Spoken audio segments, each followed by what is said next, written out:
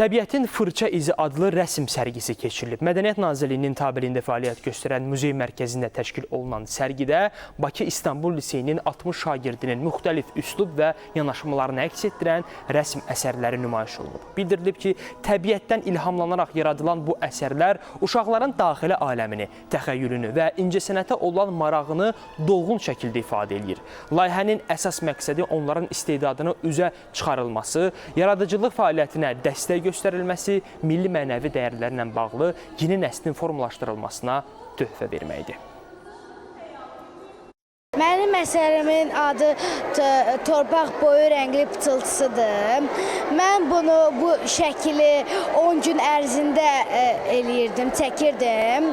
Mən çox xoşlayıram rəhləməyi və mən çox həzanlı idim. Əsas təşkilatçılar bilirsiniz ki, uşaqlardılar. Uşaqlar olmasaydılar biz bu əsəri sərginə ərsəyə gətirə bilməzdik. Xalq rəssamlarımızdan biri olan Arif Hüseynov öz kolleksiyasına bir əsəri daxil elədi. Mən düşünürəm ki, bu bizim üçün böyük bir uğurdur. Dekorativ, rəngkarlıq və qrafika əsərləri sərgilənir.